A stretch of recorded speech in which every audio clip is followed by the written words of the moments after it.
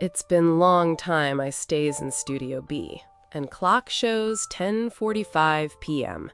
Every other room in the building was dark. The lobby lights flipped off an hour ago.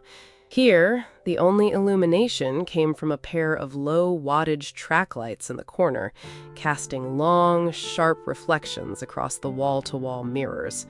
My feet were absolutely throbbing. The straps of the black leather character heels were digging straight into my ankles, and I could feel a blister forming on my left heel. I kept my face blank, though. I refused to give him the satisfaction of seeing me complain. Alex stood by the soundboard, his thumb scrolling through a playlist on his phone. He looked completely fine, which irritated me even more. He was wearing a plain, faded black t-shirt and dark trousers. His hair was messy, damp from the hours we'd already put in. He didn't look like the polished instructors my mother usually hired for her charity events. He looked like someone who actually worked for a living, which was probably why we clashed so hard. "We're doing it again," Alex said, not looking up from his phone. His voice was flat, totally devoid of the polite customer service tone he used with the older women who took his afternoon ballroom classes. With me, he didn't bother. "It's nearly 11, I said, crossing my arms. My palms were slick, and I wiped them quickly against my sides.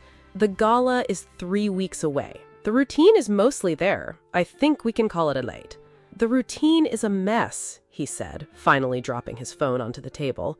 It made a loud clatter in the silent room. "Your frame is loose. You keep pulling away every time we get to the center turn. If you do that on a crowded floor in front of 300 people, you're going to trip me and you're going to look ridiculous. I don't care about your family's money, but I do care about my studio's reputation, so get in position." I bit the inside of my cheek until it tasted like iron.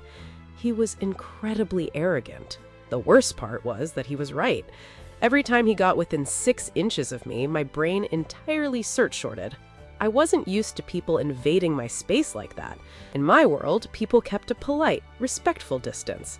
Alex didn't know what distance meant. "Fine," I snapped, stepping into the center of the floor. The glossy wood squeaked under my shoes. "Play the track." He didn't hit play. Instead, he walked over to me in total silence.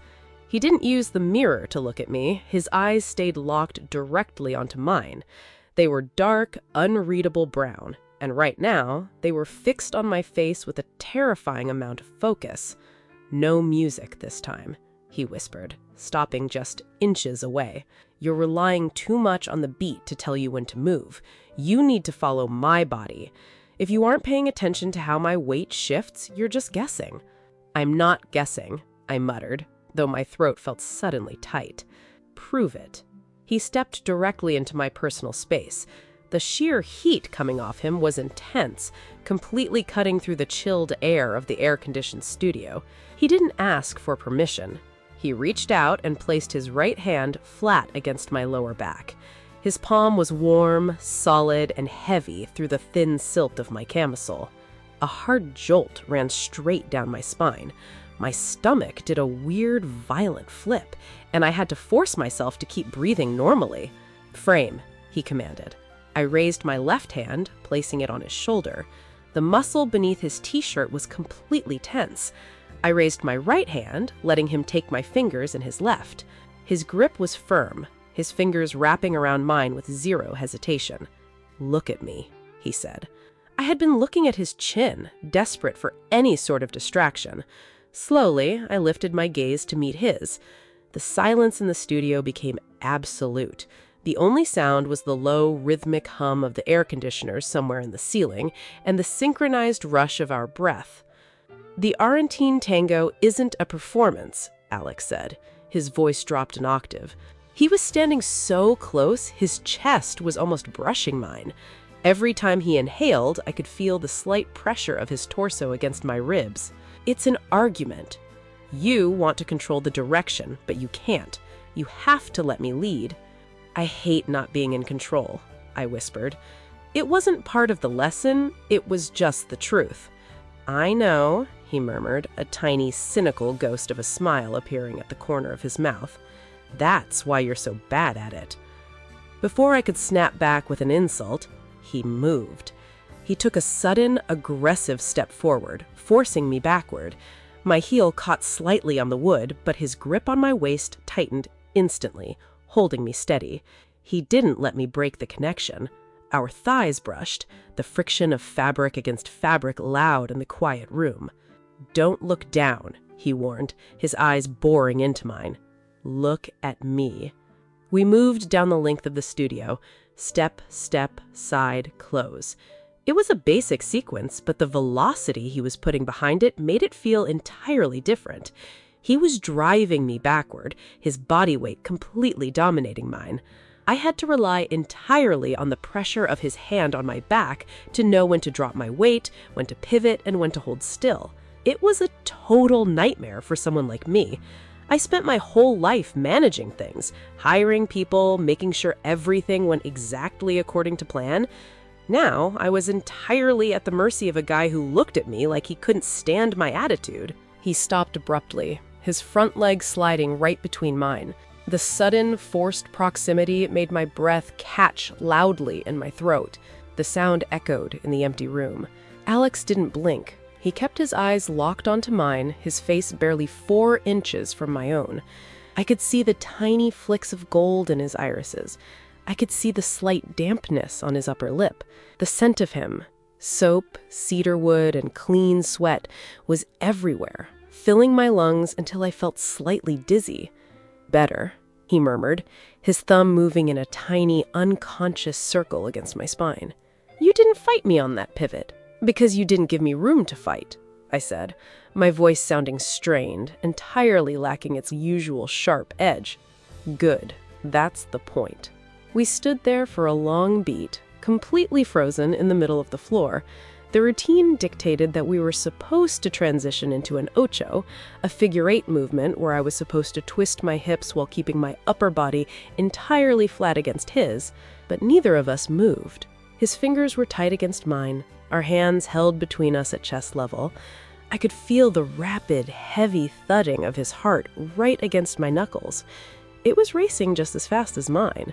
The realization hit me like a physical blow. He wasn't nearly as calm or detached as he was pretending to be. "Alex," I said, my voice barely a thread. "What? Are we going to finish this or what?" He didn't answer. Instead, his gaze dropped from my eyes down to my mouth. It felt an incredibly dangerous movement. The vibe in the room shifted instantly. It went from a frustrating dance rehearsal to something entirely messed up and heavily charged.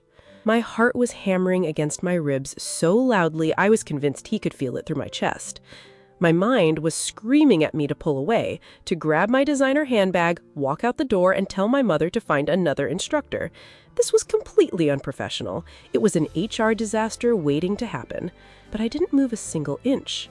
Alex's hand on my back shifted, his fingers widening, pressing me just a fraction closer until there was absolutely zero space left between us. The fabric of my shirt was thin, and the heat of his chest felt like it was burning right through to my skin. He took a slow, deep breath, his chest expanding against mine. His head tilted down just a fraction. For a second, I thought he was going to kiss me. The tension was agonizing, a heavy, suffocating weight that made my whole body feel completely paralyzed. I found myself leaning in, just a millimeter, my eyes drifting closed as his breath fanned across my bottom lip. It was warm, slightly ragged. Then, the heel of my shoe slid half an inch on a slick spot on the floor. The sudden loss of balance shattered the moment completely.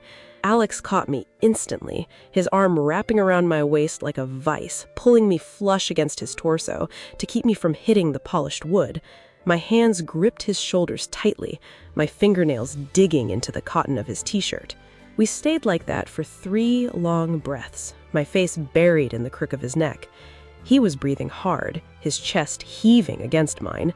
His grip on my waist didn't loosen. If anything, he held me tighter, his fingers digging into my hip bone. Slowly, I pulled my head back, looking up at him. His jaw was clenched so tightly a small muscle was twitching near his ear. The professional wall he usually kept up was completely gone, replaced with a raw, frustrated look that made him seem entirely human. "You're exhausted," he said, his voice rough, almost angry. He didn't let go of my waist, though. "I'm fine," I lied, my voice shaking. "We can keep going." "No, we can't," he muttered, his eyes dropping back down to my lips before snapping back up to meet my gaze. "If we keep going, I'm going to do something that ruins this entire contract." The honesty of the statement made my breath hitch again. I didn't know what to say. Usually I had a quick, sarcastic comeback for everything, but right now my brain was totally empty. Alex slowly let his hand slide off my waist. The loss of his warmth was immediate, making the air-conditioned room feel suddenly freezing.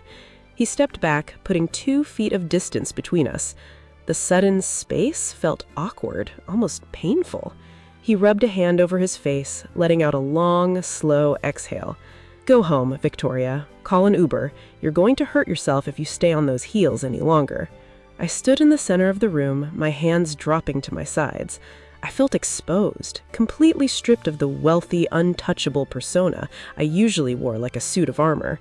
I looked at him, watching him walk back over to the soundboard and pick up his phone. His shoulders were tense, his back turned to me. "Alex?" I said quietly. He paused, his thumb hovering over the screen, but he didn't turn around to face me. "Yeah?" "The next session," I said, swallowing hard to clear the dryness in my throat. "Tomorrow night. Same time?" The silence stretched out for a few agonizing seconds. Then I saw his shoulders drop slightly as he let out a breath. "Yeah," he said, his voice low and steady. "Same time. Don't be late." I turned around and walked toward the changing rooms, my legs feeling like lead. As I caught my reflection in the massive mirrors on the way out, I noticed my cheeks were completely flushed, my hair slightly wild. I looked like a completely different person. I knew this was a terrible idea. I knew that continuing these late-night sessions was a massive risk to my reputation, to his studio, and to the stupid charity gala my family cared so much about. But as I pulled my phone out to call a ride, my hands were still shaking from the memory of his palm against my lower back, and I knew there was absolutely no way I was canceling tomorrow.